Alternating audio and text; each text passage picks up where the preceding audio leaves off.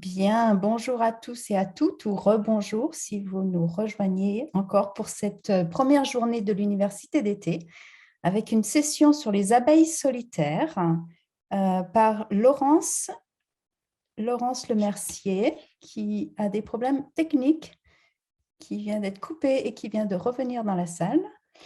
Laurence a été enseignante à l'école franco-américaine internationale de Portland pendant de très, très nombreuses années. Elle a été directrice également de cette même école. Elle a été une collègue extrêmement compétente et une amie. Donc voilà, Laurence, je te laisse la parole pour nous présenter les abeilles. D'accord, si j'arrive à faire fonctionner tout ça. Bonjour, donc il va falloir que j'aille vite parce que du coup j'avais prévu pour 45 minutes, il y a déjà 7 minutes de passé. N'hésitez surtout pas à m'interrompre pour poser des questions, mais je vais essayer de vous faire le tour un petit peu de l'histoire de cette abeille solitaire à l'école, le pourquoi et le comment. Et Laurence, puis, juste pour te dire qu'on a quand même une marge après, donc tu peux prendre tes 45 minutes. Voilà. ok, très bien. C'est parti. Donc, comme Catherine vient de le dire, j'ai enseigné à l'école franco-américaine pendant 29 ans à Portland et c'est là que j'ai découvert le monde des abeilles solitaires et découvert comment les faire vivre à l'école. Je vais expliquer un petit peu pourquoi je suis sortie de ma retraite pour parler des abeilles solitaires avec vous aujourd'hui.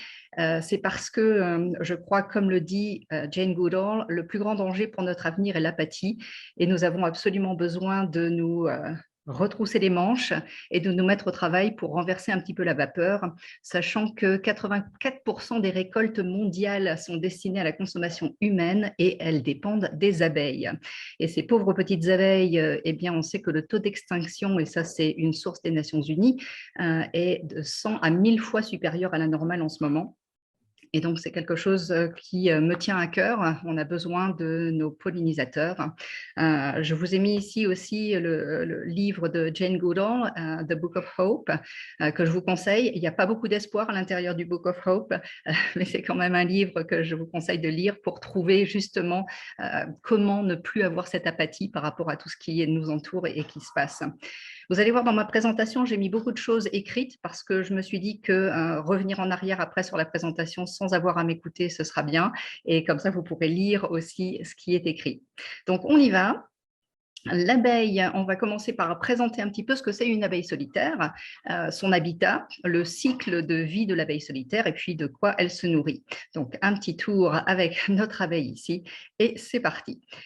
Alors, c'est quoi une abeille solitaire? Donc, si vous cherchez sur Internet dans votre moteur de recherche, vous allez certainement trouver plusieurs noms.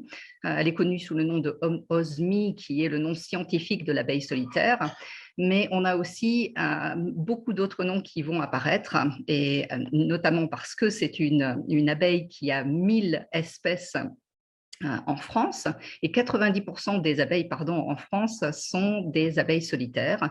Aux États-Unis, ici en Oregon, on a 500 espèces rien que dans notre petit Oregon ici.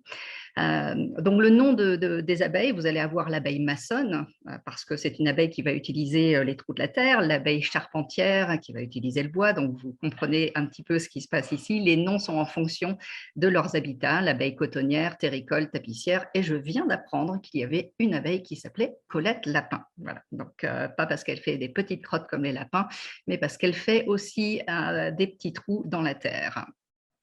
Alors, pourquoi l'abeille solitaire, c'est quoi? C'est une abeille qui ne vit pas en colonie, elle n'a pas de ruche, donc elle n'a rien à défendre, et ça c'est important quand on va parler de l'abeille à l'école. Elle n'est pas agressive, donc seule la femelle a un dard, et elle utilise seulement ce dard si elle est en danger. Et c'est une abeille effectivement qui fait partie forcément de la famille des pollinisateurs. L'habitat de l'abeille solitaire, donc il faut savoir que 75% des abeilles vivent dans les trous dans le sol et les autres font leur nid dans les petits trous d'arbres, dans les tiges ou encore dans des crevasses. Donc, je vous ai mis ici, effectivement, cette abeille solitaire ici, qu'on appellera l'abeille maçonne, puisqu'elle est dans les trous de la terre, et puis l'abeille charpentière qui va se trouver dans les trous d'arbres. À l'école, évidemment, on verra, on pourra utiliser soit les habitats naturels, soit créer des habitats. Je vous ai mis aussi ces photos ici parce que à l'école, lorsque nous avions commencé ce travail, la population d'abeilles était très faible puisque nous n'avions aucune abeille solitaire. Et puis au fil des années, les abeilles solitaires se sont multipliées, c'est ce qu'on veut. Et malheureusement, nous n'avions pas pensé à créer de nouveaux habitats. Et donc, nos abeilles essayaient de retourner dans leurs habitats, tout était plein, complet.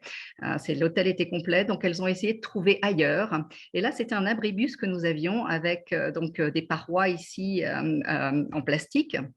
Et nos petites abeilles se sont installées à l'intérieur de ces parois en plastique ici, dans cet abribus qui malheureusement a dû être détruit. Alors, ce n'était pas une bonne chose en fait qu'elles viennent là, on le verra pourquoi. On verra que les tubes des abeilles ne doivent pas dépasser entre 6 inches, c'est-à-dire 15 cm à peu près. On verra pourquoi c'est important plus tard. Encore une fois, n'hésitez pas à m'interrompre si vous avez des questions. Quelle est la nourriture des abeilles? Alors, il est évident que ce sont des abeilles, donc elles vont d'abord aller chercher le nectar, mais ce sont des abeilles aussi qui utilisent le pollen. Elles en ont besoin, donc quand on le voit ici sur cette petite photo, lorsque la larve commence à se développer à l'intérieur du tube, elle mange cette bouillie qui est faite avec du nectar et du pollen. Donc, l'abeille solitaire récupère à la fois le nectar et le pollen. C'est une abeille qui va être sortie la première au printemps. Donc, elle va elle va aller voir les premières fleurs qu'elle peut trouver. Ça va être important, ça aussi, si on met ça en place dans une école, de savoir que c'est tout au début du printemps qu'il va falloir qu'il y ait des fleurs dans votre espace. Et donc, elle va commencer le travail de pollinisation. Mais bien sûr, son travail à elle, c'est de récupérer le plus de nectar possible. Mais quelle sorte ou variété de fleurs a-t-elle besoin? Alors là, ça va dépendre. Hein. Comme on vient de voir, il y a énormément d'espèces d'abeilles solitaires. Donc, en fonction de la morphologie, en fonction de la taille du corps, en fonction de la taille de la langue, il y aura différentes fleurs qui vont fonctionner. Ce qu'il faut savoir, c'est que lorsque vous allez faire ce projet, il faut une diversité de fleurs pour justement répondre à la variété des espèces. Plutôt des plantes natives que des plantes horticoles, parce que ce sont les plantes qui attireront le plus aux abeilles solitaires. Et puis, pensez à mettre des groupes de fleurs et des groupes d'arbustes à fleurs plutôt que des fleurs espacées. Donc ça, c'est pour la nourriture de nos petites abeilles. Le cycle de vie, il est intéressant et on le verra plus tard aussi, il est intéressant dans le cadre de l'école puisque quelque part ici, si on prend ce cycle de juin jusqu'à mars, il n'y a pas grand-chose qui se passe finalement. De juin jusqu'à mars, nos petites abeilles, elles sont en hibernation, donc elles sont à l'intérieur de leur… oups, excusez-moi, je reviens en arrière. Elles sont à l'intérieur de leur petit tube et elles sont en attente. Et c'est seulement vers la mi-mars, alors ça va dépendre de votre climat, ça va dépendre des températures, mais vers la mi-mars à peu près, vous allez avoir des abeilles qui vont commencer à sortir et bien sûr la reproduction, puis ensuite la ponte et d'avril jusqu'à juin. Donc, c'est là qu'on va avoir le cycle où les enfants vont pouvoir observer ce qui va se passer avec nos abeilles. On en parlera plus tard. Donc, ce cycle ici, je vais en parler ici un petit peu ici. Il est important de savoir que nos abeilles solitaires, elles vont sortir seulement lorsque les températures vont atteindre entre 10 et 12 degrés. Et ce sont les mâles qui vont commencer à sortir. Alors ça, c'est une chose qui est assez extraordinaire et je reviens un tout petit peu en arrière ici. Il faut savoir que les femelles, lorsqu'elles déposent leurs œufs, peuvent décider quel sera le sexe de l'abeille qui va être déposée. Donc, il faut savoir qu'à la fin du tube, elle va déposer les femelles. Et au début du tube, elle va déposer les mâles. C'est quand même assez extraordinaire, ça, comme, comme possibilité. Les mâles vont donc être les premiers à sortir. Alors, pourquoi est-ce qu'il faut des tubes, effectivement, qui font une taille d'environ 15 cm? Parce que si on fait des tubes plus courts, ce qui va se passer, c'est que la femelle va uniquement pondre des mâles.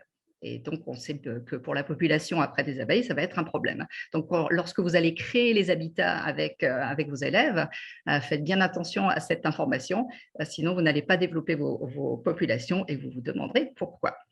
Donc, du mois d'avril jusqu'à la mi-juin, c'est là que les femelles vont faire tout leur travail. Donc, elles vont aller déposer leurs œufs à l'intérieur des trous ou des tubes, selon ce que vous aurez installé. Et puis, les œufs vont donc se transformer en larves, les larves vont manger le pollen et le nectar, et puis vont faire leur petit cocon et se préparer à dormir jusqu'au mois de mars prochain. Donc, voilà notre cycle ici. Alors maintenant, l'abeille est solitaire à l'école, pourquoi? Pourquoi est-ce qu'on mettrait ça en place? Donc, on va voir ici, c'est parce que ça fait partie de la famille des pollinisateurs. On va parler du fait que c'est un pollinisateur inoffensif. Et puis, on va parler du socle commun parce qu'on est à l'école. Et c'est un projet transdisciplinaire et communautaire aussi. Donc, on y va. C'est parti avec notre petite abeille ici qui nous accompagne. Alors, famille des pollinisateurs, ce qu'il faut savoir, c'est que l'abeille solitaire est un super-héros. Et oui, je lui ai mis une petite cape parce qu'il faut seulement 6 abeilles solitaires pour polliniser ce que 360 abeilles à miel pollinisent. Donc, super-héros. Merci pour la petite cape. Et pourquoi promouvoir ces abeilles? On le sait et on l'a vu dans la première diapo, donc déclin absolument dramatique des abeilles en ce moment. Et nous sommes bien sûr responsables en grande partie de ce déclin. La deuxième chose, donc, c'est un pollinisateur inoffensif, ça c'est important. Mettre une ruche avec des abeilles à l'école, c'est intéressant. Seulement, on prend le risque effectivement d'avoir des enfants qui soient piqués, des enfants qui soient allergiques. Là, il n'y a aucun danger avec l'abeille solitaire. L'abeille solitaire ne pique pas. Nous avons fait cette expérience à l'école de Portland, ça fait 10 ans maintenant, et nous n'avons eu aucun problème. Donc, il y a seule la femelle à un dard, effectivement. Elle peut effectivement piquer, mais seulement si elle est serrée ou si elle est coincée. Donc là, il n'y a pas de problème. Les domaines du socle commun que vous allez pouvoir travailler, alors il y en a 5, je sais, on peut tirer par les cheveux avec mettre le 5e, mais j'en ai mis 4, j'en ai mis 4 qui me semblent les plus importants.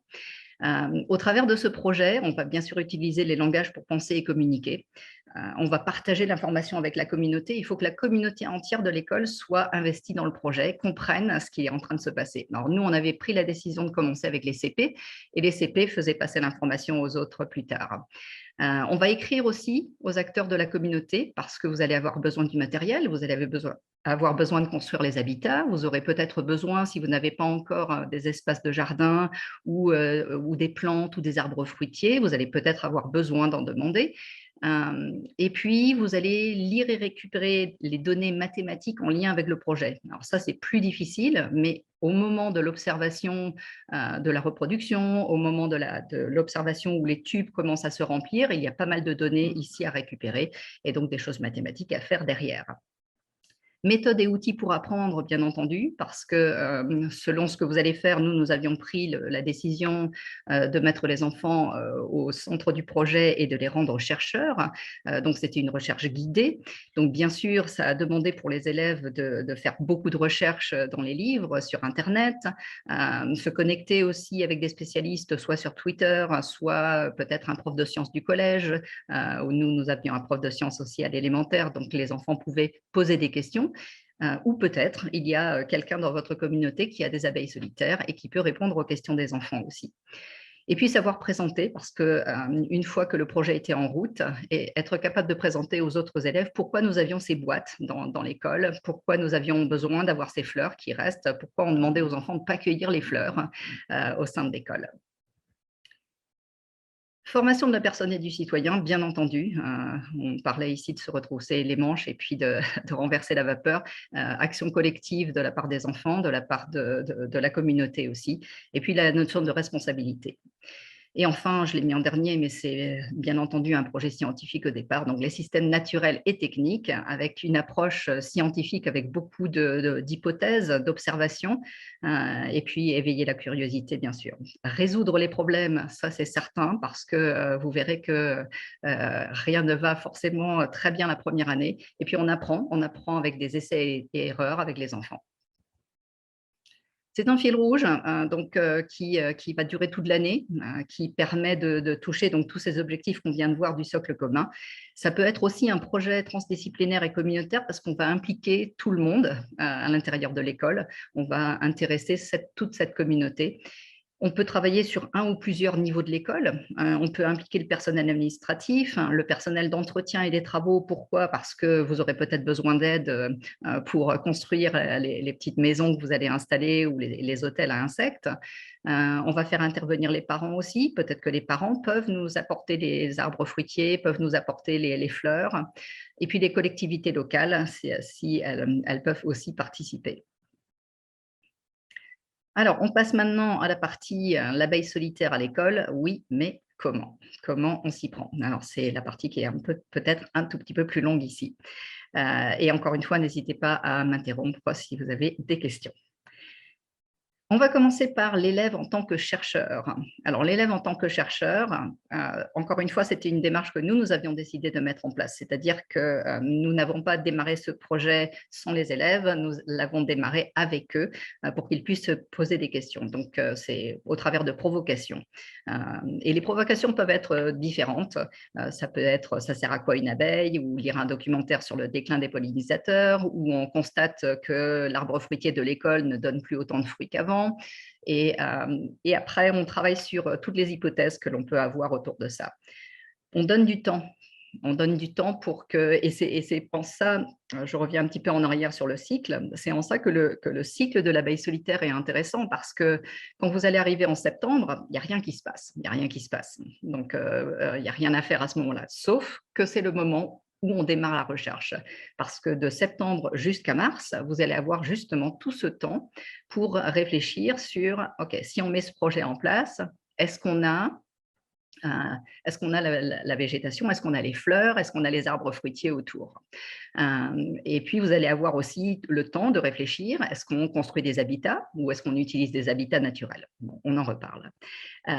Il faut du temps, il faut de la patience et il faut surtout laisser les essais et les erreurs. Nous, et Catherine le sait puisqu'elle faisait partie de ce projet aussi, nous avons fait beaucoup d'erreurs au départ et je parlerai de ces erreurs, peut-être pour que vous les évitiez ou peut-être que vous allez les faire juste pour que ça donne une expérience scientifique aussi aux enfants. Donc, la première chose à faire lorsque vous allez vouloir démarrer ce projet, vous, en tant qu'adulte, c'est d'abord de regarder un petit peu votre espace et de vous dire, est-ce qu'on a suffisamment de fleurs pour maintenir une population d'abeilles solitaires? Donc, il faut être certain au départ, si vous mettez vos petites abeilles, qu'elles auront de quoi se nourrir et qu'elles auront de quoi se multiplier. On peut aussi tenter l'opération inverse, c'est-à-dire on peut dire, bon, on va lancer nos abeilles et puis on va réaliser, tiens, elles n'ont rien à manger. Et on retrouve nos abeilles qui sont mortes ou on retrouve, c'est un petit peu délicat, d'autant qu'on a besoin de multiplier les populations d'abeilles. Donc peut-être que ça, c'est le dernier recours. Donc vraiment, prenez le temps de voir un petit peu toutes les possibilités. Ça peut être à proximité de l'école aussi. Alors, elles ne vont pas très, très loin, ces abeilles. Elles aiment vraiment rester dans le coin. Donc, ce ne sont pas des abeilles qui vont voyager beaucoup. Donc, il faut vraiment que ce soit dans la proximité de l'école ou alors au sein de l'école. Mais on peut le faire sur une petite échelle aussi, devant les classes, avec des petites plantes que l'on va avoir. La deuxième chose, en tant qu'adulte, c'est que vous allez vous poser la question, qu'est-ce qu'on prend comme décision si on démarre ce projet? Est-ce qu'on va avoir un habitat naturel? Alors, l'habitat naturel, ça voudra dire, par exemple, voir est-ce qu'on a un talus? Est-ce qu'on a un talus à côté de l'école? Est-ce que dans ce talus, il y a la possibilité pour que nos petites abeilles maçonnes commencent leur travail? Ou est-ce qu'on a suffisamment d'arbres à côté ou des souches d'arbres dans lesquelles on peut peut-être faire des trous pour que nos abeilles fassent leur travail? Alors, l'autre possibilité, c'est de fabriquer un hôtel à insectes. Donc là, il y a plusieurs exemples d'hôtels à insectes qui existent. Ou alors, on achète des tubes et on fabrique des boîtes en bois pour les insérer. je vais vous conseiller, pour la première année, la dernière solution. Pourquoi? Parce que, je vais revenir en arrière. Pourquoi? Parce que dans le talus, le problème, c'est que vous n'allez pas pouvoir faire beaucoup d'observations. Vous n'êtes pas certain que ça va fonctionner. Dans le bois, ça va être pareil. Dans les hôtels à insectes, hein, c'est aussi beaucoup plus délicat. Je vais donc vous conseiller de commencer par l'achat des tubes et puis la création de petites boîtes ici. Donc ça, par exemple, c'était les premières boîtes que nous avons construites il y a 10 ans, qui existent encore, que mon mari d'ailleurs avait construites. Et puis nous sommes passés donc à différents modèles ici. Alors ce modèle-là, j'en parlerai plus tard, n'a pas marché la première année où nous l'avions mis en place. L'hypothèse de mes élèves de CP ici, c'est que le grillage que nous avions placé devant les tubes empêcher les abeilles de passer. On n'a jamais vraiment su et je suis partie à la fin de cette année-là, donc je ne sais pas ce qui s'est passé après. Donc voilà, encore une fois, je conseille de commencer par l'achat des tubes et la construction des boîtes.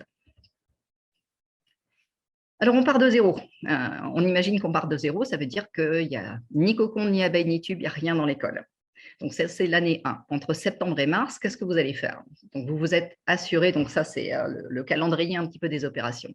Donc, vous allez vous assurer d'abord lors de la réflexion et de la recherche avec les enfants que effectivement, il y aura des fleurs, des arbustes, il y aura quelque chose autour de l'école qui permettra aux enfants, aux abeilles, d'aller butiner et d'aller trouver leur nectar et leur pollen. Donc ça, c'est première chose, première recherche. Dès que les enfants arrivent, on trouve une provocation quelconque. Nous, ça faisait partie d'une recherche guidée à l'intérieur de notre programme. Deuxième chose, on va penser, si on a décidé avec les enfants de démarrer le projet, on va acheter les cocons, les tubes, et on va fabriquer ou identifier des habitats. Et puis, donc ce qu'il faut savoir, c'est que les cocons, dans la première année où vous allez faire ça, les cocons sont disponibles en magasin vers le mois de mars. Ça dépend certainement des régions, mais pour ici, donc en Oregon et pour la France, je sais que ce sera vers le mois de mars. L'année 1, ensuite, entre fin mars et fin juin. Donc là, et ça c'est une partie assez délicate. Donc, dès les dernières gelées, lorsque les températures sont entre 10 et 12 degrés, on va mettre les cocons dans une petite boîte. Donc, voilà, ça c'est ma petite boîte qui est ici. Et cette petite boîte, on va l'attacher à l'habitat dans lequel on aura placé les tubes. Et alors, on va faire des trous évidemment dans la petite boîte, sinon nos petites abeilles ne vont pas pouvoir sortir, elles vont rester coincées là. Alors, pourquoi est-ce qu'on attache la boîte à l'habitat que l'on a fabriqué? On attache parce que les abeilles reviennent exactement à l'endroit là où elles sont nées, hein, comme beaucoup d'organismes, mais elles reviennent exactement à cet endroit-là. Donc, la petite boîte dans laquelle il y a les cocons, il faut l'attacher exactement à cet endroit. Attention aux premières gelées parce que si on n'attend pas assez, effectivement, on va avoir des gelées et nos petites abeilles vont mourir à l'intérieur de leur boîte. Hein. Si on attend trop, ce qui nous est arrivé aussi, parce qu'il faut savoir que la deuxième année, vous allez conserver les cocons dans le réfrigérateur.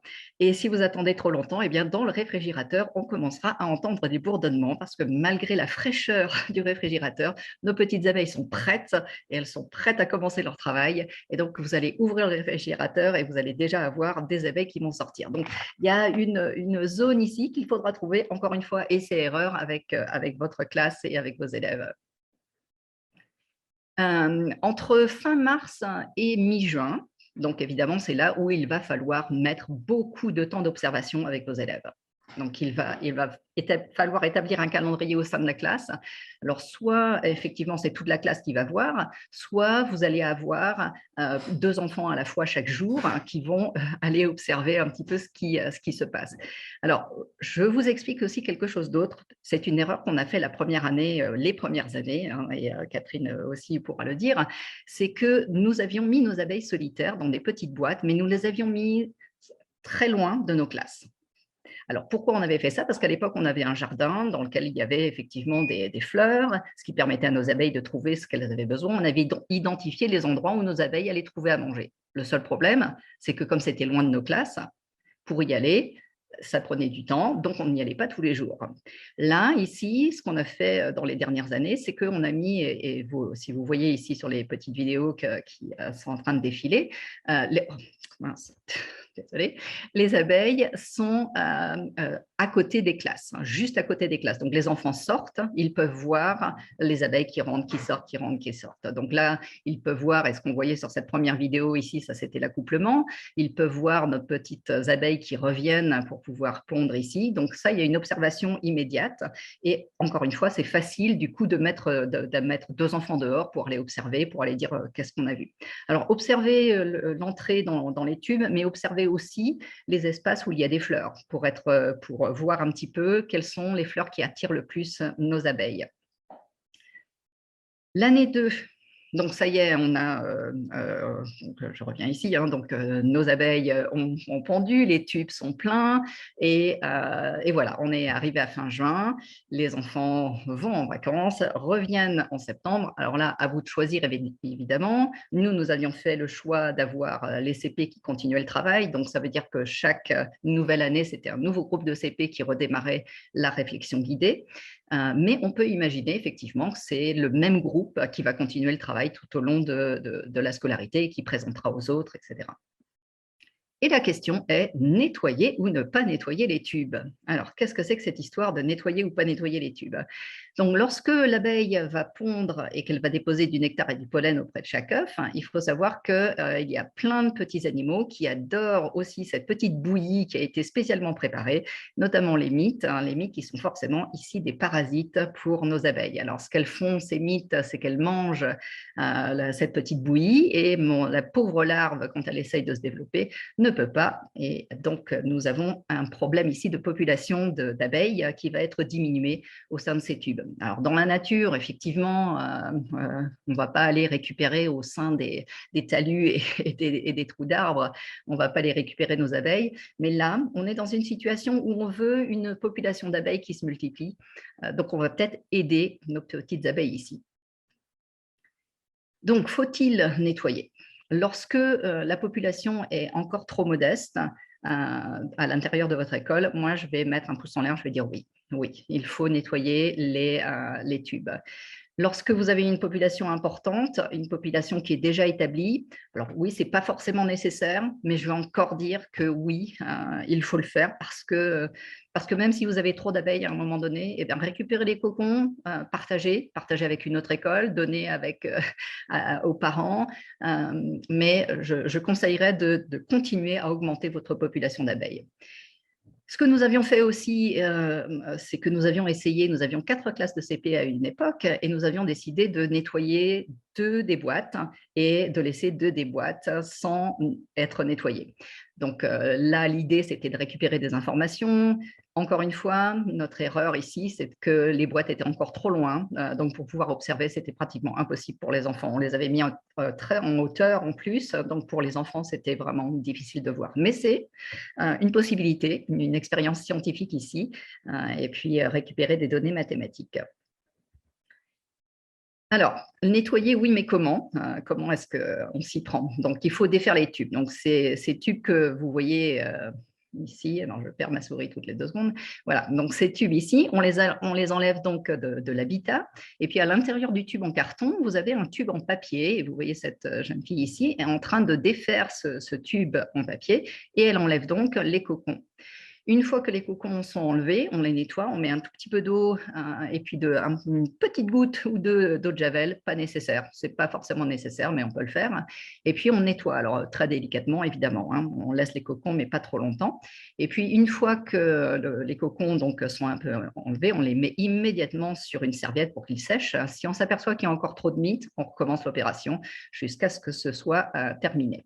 Alors là, ici, on voit d'ailleurs qu'il y a beaucoup de… Ça, c'est des restes de pollen et de nectar de bouillie qui étaient à l'intérieur des tubes et qui ont été récupérés. Donc, s'il y en a tant que ça, il est possible qu'il y avait des mites qui mangeaient, ce qui fait que la larve, elle, n'a pas pu se développer et n'a pas pu suffisamment manger. Donc ici, à quel moment de l'année on fait ça? On fait ça vers la mi- ou fin octobre. Donc on peut attendre ce moment-là avant de faire le nettoyage des tubes. Pourquoi? Parce que là, les températures commencent à être vraiment basses et on a la possibilité de ne pas endommager ou de ne pas réveiller par erreur nos petites abeilles. Une fois que les petites abeilles ont été nettoyées, on les met dans des boîtes et on les met dans le réfrigérateur. On écrit bien Mason Bees dessus pour être abeilles solitaires pour être certain que personne d'autre ne vienne récupérer ça dans le frigidaire de l'école. Alors, s'il n'y a pas de frigidaire à l'école, il n'y a pas de problème, on les amène à la maison. De toute façon, il n'y a rien à faire après jusqu'au mois de mars. Et on attend le printemps. On attend donc les températures les plus clémentes. Et comme j'exprimais avant, il faut faire très attention donc aux gelées. Et puis, évidemment, s'il n'y a aucune fleur à l'horizon, on ne sort pas nos petites abeilles. Ou alors on les sort, mais on fait une observation bien scientifique sur le fait qu'on ne voit pas nos abeilles aller chercher de la nourriture puisqu'il n'y en a pas. Donc, on s'est arrangé avant et c'est pour ça que la première année, c'est important, avant même de lancer le projet, de regarder les espaces avec des fleurs autour, à proximité de l'école.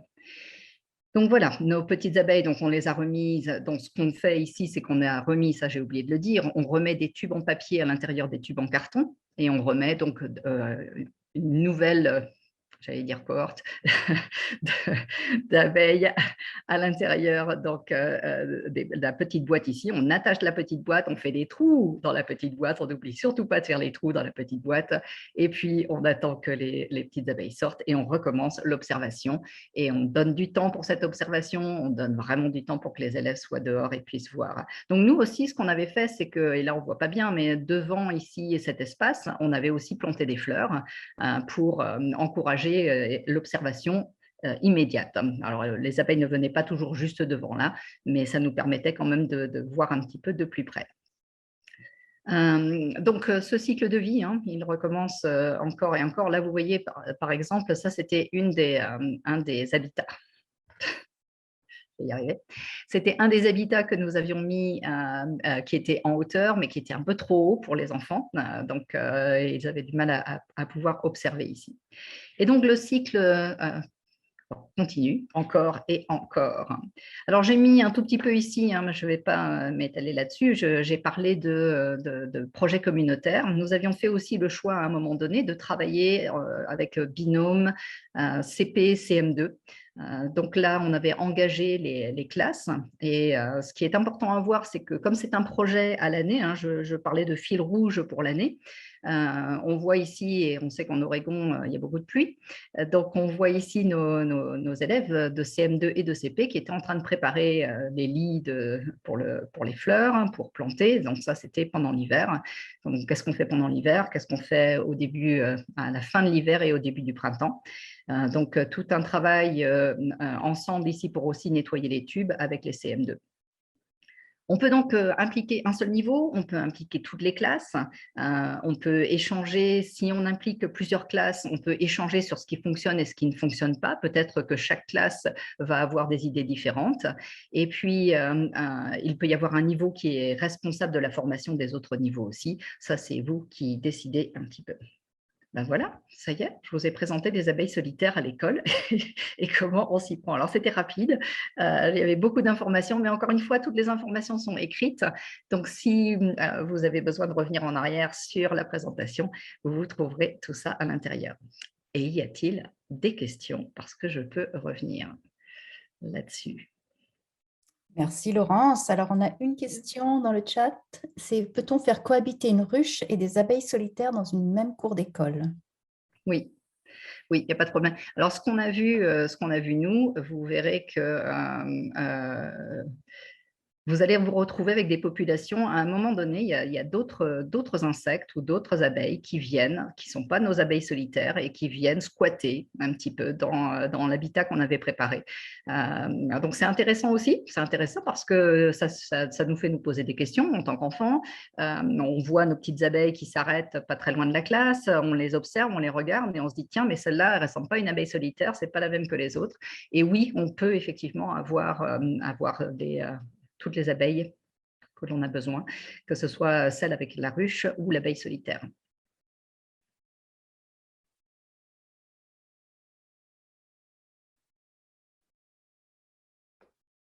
Alors, on avait une question sur les tubes. Est-ce qu'on les achète ou est-ce qu'on les fait nous-mêmes? Donc, j'avais répondu qu'on les achetait. Oui. Oui.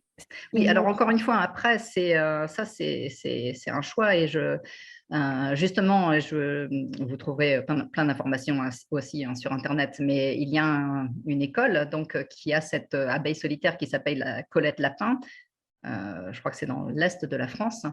Et ils ont démarré leur projet en fait parce qu'ils ont trouvé, les abeilles solitaires étaient déjà là dans le talus de l'école. Et donc, eux, ils ont fait leur expérience à partir de ces abeilles solitaires qui étaient dans le talus de l'école, mais ils n'ont jamais acheté de tube. Et donc, ils continuent à observer. Donc, le talus, du coup, a été délimité, puis personne n'a le droit d'aller jouer sur le talus, et c'est maintenant un endroit pour les abeilles solitaires. Donc, encore une fois, si vous arrivez à identifier des habitats naturels, c'est encore mieux. C'est encore mieux, évidemment. Mais plus difficile pour l'observation, plus difficile aussi pour faire prendre conscience aux enfants de toutes les étapes du cycle dans un premier temps. Après, comme on l'a vu avec notre expérience, hein, lorsque les habitats sont pleins, et je crois qu'on le voit aussi sur les photos ici, alors je vais peut-être revenir en arrière sur celle de celle-ci. Désolée, ça va venir. Voilà. Donc, je vais remettre là.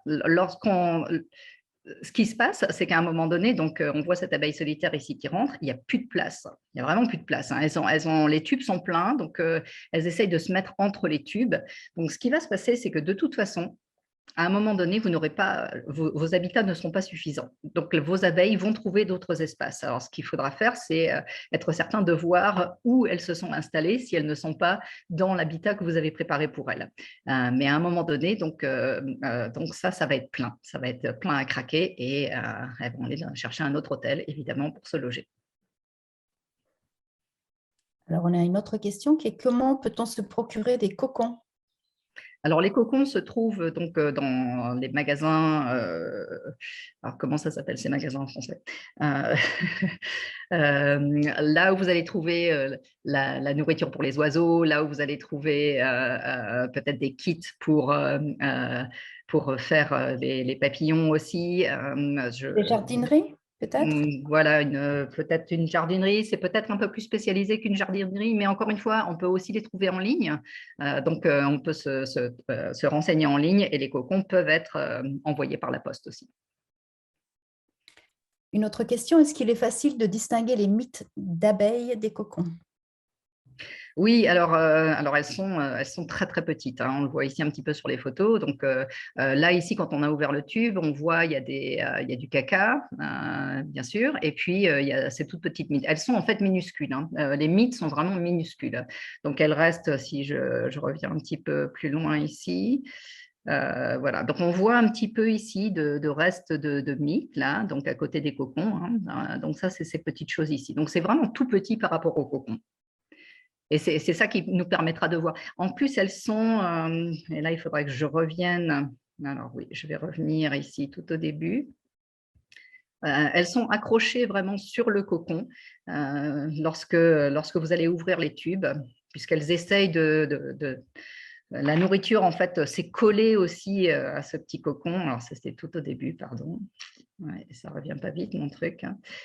C'était quand je vous parlais du cycle. Ah là là, ça vient. Et n'oubliez pas notre héros ici.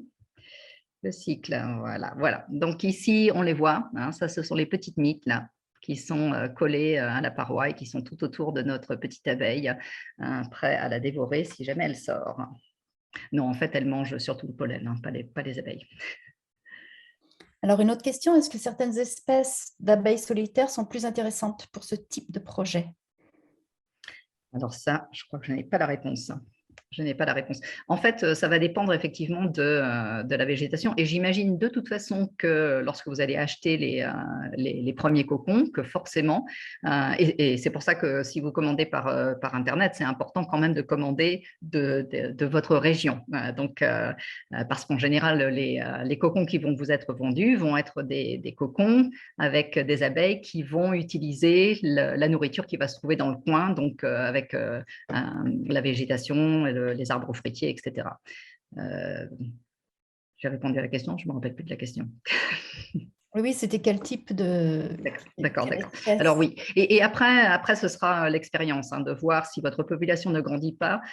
Soit c'est un problème de végétation autour et que effectivement vous avez peut-être une morphologie qui ne correspond pas aux fleurs et aux arbustes que vous avez autour de vous. Donc c'est soit réévaluer